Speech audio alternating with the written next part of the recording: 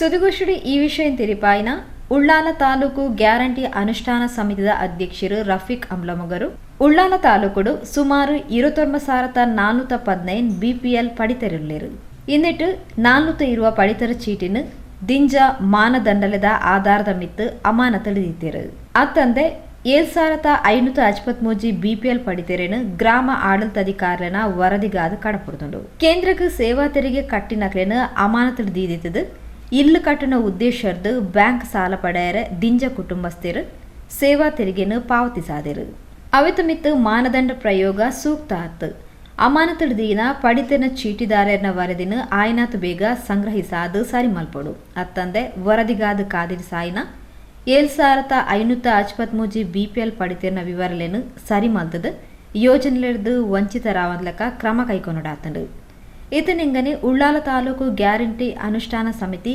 ಕಾಗಜದ ಮೂಲಕ ಗೊಂದಲ ನಿವಾರಿಸಾಯರೆ ರಾಜ್ಯ ಆಹಾರ ಇಲಾಖೆದ ಗೇನಕನ ಬೈದಂಡು ಆಯಾಯ ಗ್ರಾಮ ಪಂಚಾಯತ್ ಸದಸ್ಯರು ಗ್ರಾಮ ಕರಣಿಕೆನ ಒಟ್ಟಿಗೆ ಸಹಕರಿಸಲಾವಡತನ ಪಣ ತೆರಿಪಾಯರು.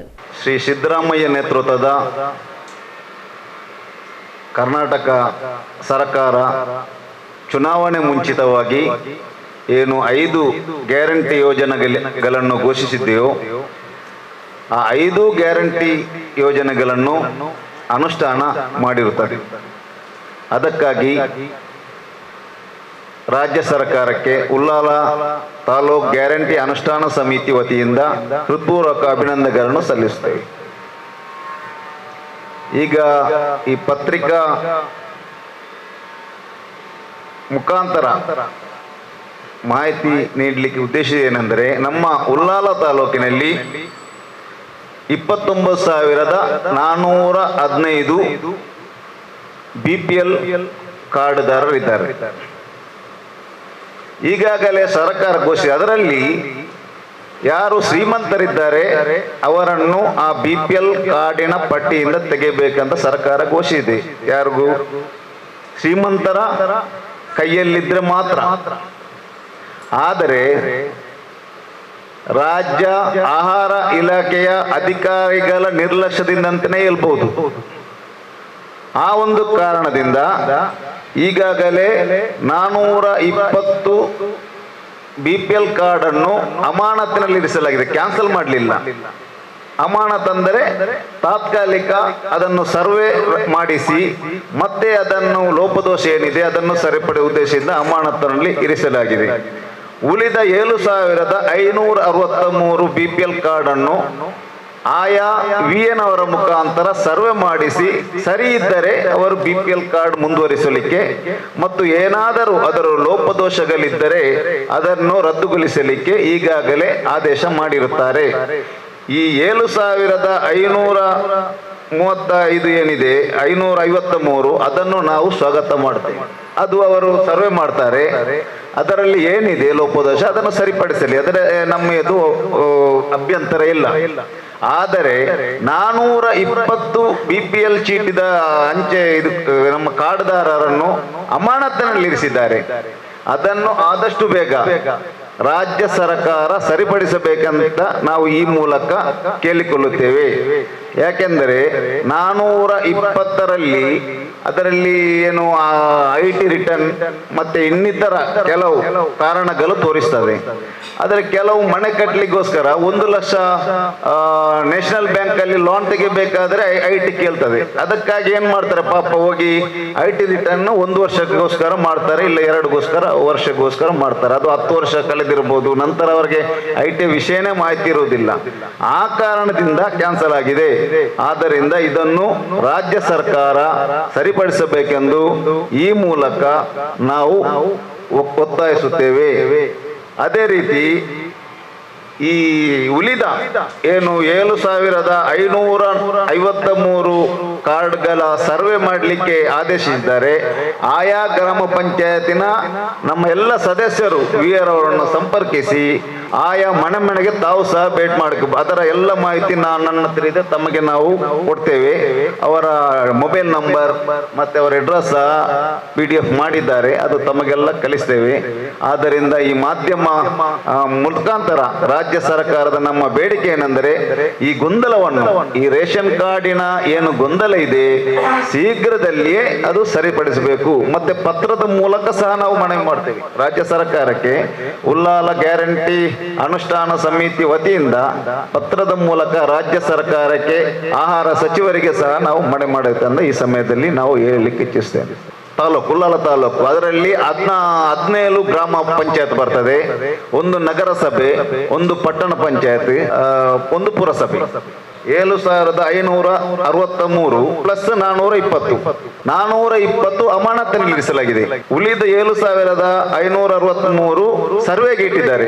ವಿಎನ್ ಅವರ ಮುಖಾಂತರ ಸರ್ವೆ ಮಾಡಿ ಅರ್ಹರಿದ್ದರೆ ಅದನ್ನು ರಿಪೋರ್ಟ್ ಮಾಡಿ ಅಂತ ಹೇಳಿದ್ದಾರೆ. ಆದರೆ 420 ಈಗ ಅಮಾನತಿನಲ್ಲಿ ಇರಿಸಿದ್ದಾರೆ. ಅದು IT ರಿಟರ್ನ್ ಅಂತ ಕಾಣಿಸ್ತಾ ಇದೆ, ಉಳಿದ ಕೆಲವು ಕಾರಣ ತೋರಿಸ್ತಾ ಇದೆ ಅಂತ ಹೇಳಿದೆ.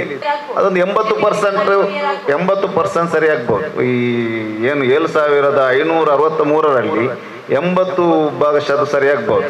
ವಿಎ ಮುಖಾಂತರದ್ದು ಸರ್ವೆ ಮಾಡಿಸಲಿಕ್ಕೆ ಸರ್ಕಾರ ಆದೇಶ ಕೊಟ್ಟಿದೆ. ಅವಾಗನೇ ಸರ್ವೆ ಮಾಡಿ ಕೊಡ್ಬೇಕಿತ್ತು. ಈಗ ಸರ್ವೆ ಮಾಡುವಾಗ ಜನರಲ್ಲಿ ಒಂದು ಗೊಂದಲ ಸೃಷ್ಟಿಯಾಗೋದು ಸಾಮಾನ್ಯ, ಅದರಲ್ಲಿ ಏನು ಇದಿಲ್ಲ. ಅದನ್ನು ಸರಿಪಡಿಸಲಿಕ್ಕೆ ನಮ್ಮೆಲ್ಲ ಪ್ರಯತ್ನ ನಾವು ಮಾಡ್ತೇವೆ ಅಂತ ಈ ಸಮಯದಲ್ಲಿ ನಾವು ಹೇಳ್ತೇವೆ. ಈಗ ಸರ್ವೆಗೆ ಏನಿಟ್ಟಿದ್ದಾರೆ, ಈಗ ಮನೆಗೆ ಸರ್ವೆಗೆ ಇಟ್ಟಿದ್ದ 7,563 ಅದಕ್ಕೆ ಕೆಲವು ಮಾನದಂಡ ಇಟ್ಟಿದ್ದಾರೆ. ಒಂದು ಈ RC ಮನೆ ಒಂದು 2,000, 1,000ದ ಮೇಲೆ ಅಂತ ಹಾಕಿದ್ದಾರೆ. ಅದರಲ್ಲಿ ನನ್ನದ ಲೆಕ್ಕದಲ್ಲಿ 1,000ದ ಮೇಲೆ ಮಾಡಿದರೆ 10% ಸಿಗ್ಬೋದು ಅಷ್ಟೇ. 1,000ಕ್ಕೇನು ಮಾನದಂಡ ಅಲ್ಲ. RC ಮನೆ, ದೊಡ್ಡ ಮನೆ ಏನಿದೆ ಅವರ ಹತ್ರ 4 ವೀಲರ್ ಗಾಡಿ ಇದ್ದರೆ, 4 ವೀಲರ್, 2 ವೀಲರ್ಗೆ ಲೆಕ್ಕ ಇಲ್ಲ. 4 ವೀಲರ್ ಕುಟುಂಬಸ್ಥರ, ಅವರು ಅದರ ಯಾರು ಮುಖ್ಯಸ್ಥರಿದ್ದಾರೆ ಅವರಿಗೆಲ್ಲ ಆ ಕಾರ್ಡಲ್ಲಿ ಎಷ್ಟು ಹೆಸರಿದೆ, ಒಂದು ಕಾರ್ಡಲ್ಲಿ 10 ಹೆಸರಿದೆ. ಅದರಲ್ಲಿ ಯಾರಾದರೂ ಒಬ್ಬರಲ್ಲಿ ಸಹ 4 ವೀಲರ್ ಇದ್ದರೆ ಅದನ್ನು ಸಹ ರದ್ದು ಮಾಡಲಿಕ್ಕೆ ಸರ್ವೆ ಮಾಡಿ ರದ್ದು ಮಾಡಿ ಅಂತ ಆದೇಶ ಕೊಟ್ಟಿದ್ದಾರೆ. 4 ವೀಲರ್ ಗಾಡಿ ಇದ್ದರೆ, ದೊಡ್ಡ ಮನೆ ಇದ್ದರೆ, ಇನ್ಕಮ್ ಅವರ 1,20,000 ಲಿಮಿಟ್. ಈ BPL ಕಾರ್ಡ್ಗೆ 1,20,000. ಈಗ ಈ ಒಂದು ಮನೆಯಲ್ಲಿ ಒಬ್ಬರು ಯಾರಿದ್ದರೂ ಸಹ 1,20,000ದ ಮೇಲೇನೆ ಬರುವುದು, ಅದು ಬೇರೆ. ಆದರೆ ಒಂದು ಲಿಮಿಟ್ ಕೊಟ್ಟಿದ್ದಾರೆ. ಒಂದು ಗಾಡಿ, ದೊಡ್ಡ ಗಾಡಿ ಎಲ್ಲ ಮನೆಯಲ್ಲಿ ಇದೆ, 4 ವೀಲರ್, 2 ವೀಲರ್ ಇರಲಿ, ಅದರಲ್ಲಿ ಏನು ಸಮಸ್ಯೆ ಇಲ್ಲ. ದೊಡ್ಡ ದೊಡ್ಡ ಮನೆ, ಬಂಗ್ಲೆ ತರದ ಮನೆ, ಈ ತರದೆಲ್ಲ ಲೆಕ್ಕಾಧಿಕಾರಿ ಅಂದ್ರೆ VN ಅವರಿಗೆ ಈಗಾಗಲೇ ಆದೇಶ ಸರ್ಕಾರ ಮಾಡಿದೆ. ನೀವು ಸರ್ವೆ ಮಾಡಿ ಅದನ್ನು ನಮಗೆ ಕೊಡಿ. ನಮ್ಮ ತಾಲೂಕಿನದ್ದು ಮಾತ್ರ ನಾವು ಹೇಳೋದಿಷ್ಟು 7,563 ನಮ್ಮ ತಾಲೂಕು ವ್ಯಾಪ್ತಿಗೆ. ಅದರಲ್ಲಿ 17 ಗ್ರಾಮ ಪಂಚಾಯತ್ ಬರ್ತದೆ, 1 ನಗರಸಭೆ, 1 ಪುರಸಭೆ, 1 ಪಟ್ಟಣ ಪಂಚಾಯತ್. ಇಷ್ಟು ನಮ್ಮ ತಾಲೂಕು ವ್ಯಾಪ್ತಿಗೆ ಬರುತ್ತೆ. ಉಳ್ಳಾಲ ತಾಲೂಕು ಗ್ಯಾರಂಟಿ ಅನುಷ್ಠಾನ ಸಮಿತಿ ಉಪಾಧ್ಯಕ್ಷರು ಸುರೇಖಾ ಚಂದ್ರಹಾಸ್ ಪಾತ್ರರಂದು ಗೃಹಲಕ್ಷ್ಮಿ ಯೋಜನೆ ಅನುಷ್ಠಾನ 14ನೇ ಕಂತು ದೀಪಾವಳಿ ಪರ್ವದ ಸಂಭ್ರಮಡೆ ಬಿಡುಗಡೆಯಾಯರುಂಡು. ಕೆಲವರಿಗೆ 2 ಕಂತುಲು ಪಾವತಿ ಆಯ್ನೆರದು ಬೊಕ್ಕ ಉಂತುದುಂಡು. ಇಂದು ಆಧಾರ್ ಪ್ಯಾನ್ ಲಿಂಕ್ ಇರ್ದಾತ್ರ ಇನ್ಕಮ್ ಟ್ಯಾಕ್ಸ್ ಕಟ್ಟಿನ ವಿವರ ಸಾಫ್ಟ್ವೇರ್ ಅಪ್ಡೇಟ್ ಆಯ್ನ ಸಾಧ್ಯತೆ ಆಯ್ನ ಗೊಂದಲಲು ಅಂಚಿನ ಸ್ಟೇಟಸ್ನ ಪರಿಶೀಲನೆ ಮಲ್ಪಡಾತಂಡು. ಕೆಲವಿರ್ನ ಸ್ಟೇಟಸ್ GST ನಮೂದಾತಂಡು. ಅವೇನು ರಾಜ್ಯದ ಆರ್ಥಿಕ ಇಲಾಖೆ ಅಧಿಕಾರಲೆ ಸರಿ ಮಲ್ಪಡಾತಂಡು.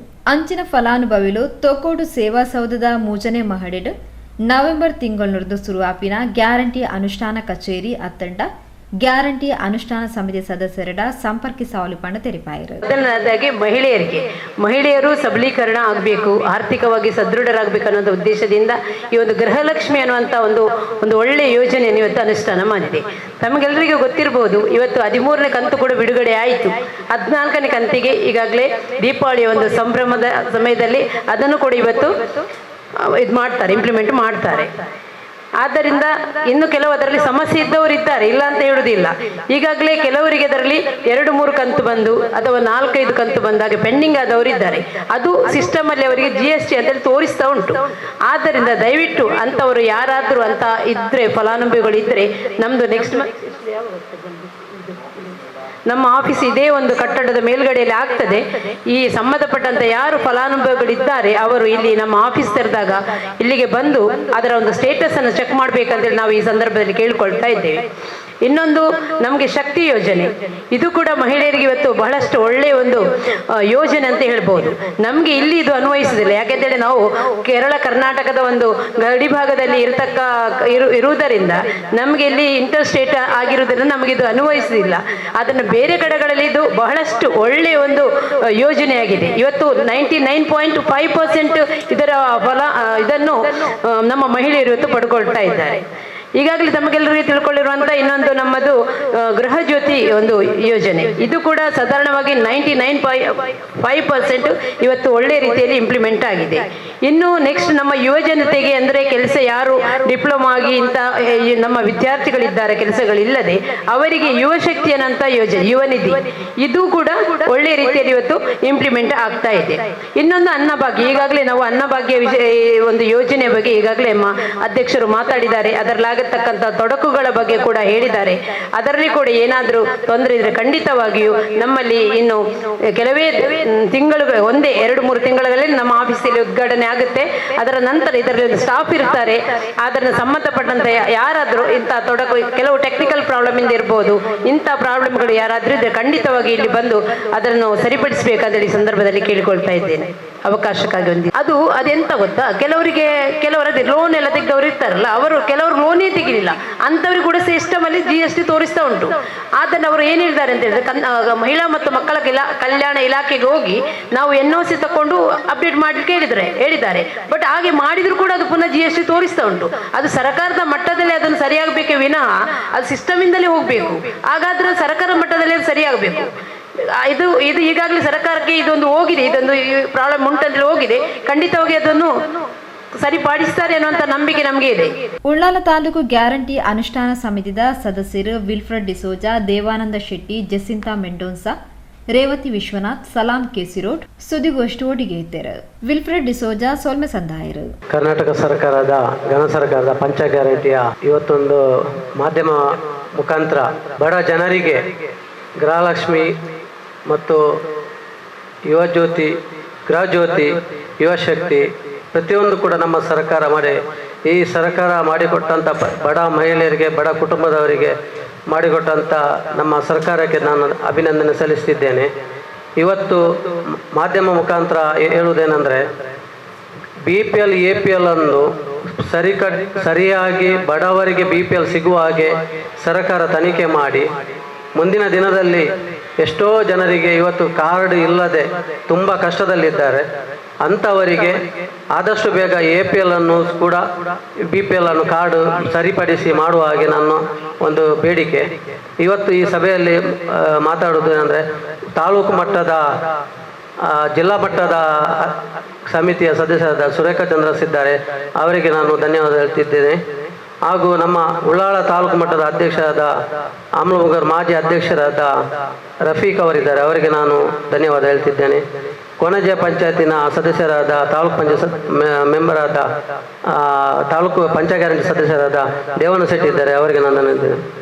ಹಾಗೂ ತಲಪಾಡಿಯ ಸಲಾಂ ಇದ್ದಾರೆ, ಅವರಿಗೂ ನಾನು ಧನ್ಯವಾದ ಹೇಳ್ತೇನೆ.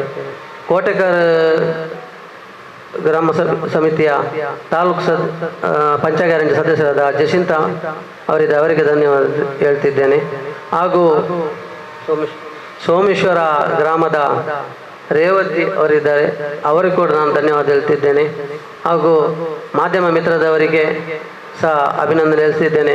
ಮುಂದಿನ ದಿನದಲ್ಲಿ ಬಡವರಿಗೆ ಯಾವುದಾದ್ರು ಸೌಲಭ್ಯ ಸಿಗುವುದಾದರೆ ಮಾಧ್ಯಮ ಮಿತ್ರ ಮುಖಾಂತರ ವಂಚಿತರಾದ ಅವರಿಗೆ ತಾವುಗಳು ಮುಂದೆ ಬಂದು ಕೆಲವೊಂದು ಸರ್ಕಾರದ ವತಿಯಿಂದ ಕೊಟ್ಟರೆ ಕೂಡ ಕೆಲವೊಂದು ಅಧಿಕಾರಿಗಳು ಬಡವರಿಗೆ ಸಿಗದ ರೀತಿಯಲ್ಲಿ ಮಾಡ್ತಿದ್ದಾರೆ. ಅಂಥ ಒಂದು ಅಧಿಕಾರಿಯನ್ನು ಮಾಧ್ಯಮ ಮುಖಾಂತರ ಅವರ ಹತ್ರ ಕೇಳಿ ಅವರಿಗೆ ಕೂಡ ಒಂದು ಮಾಧ್ಯಮ ಮುಖಾಂತರ ಬಡವರಿಗೆ ಸಿಗುವ ಹಾಗೆ ನೀವೊಂದು ಸರಿಪಡಿಸಿಕೊಳ್ಬೇಕಂತ ನನ್ನ ಒಂದು ಬೇಡಿಕೆ.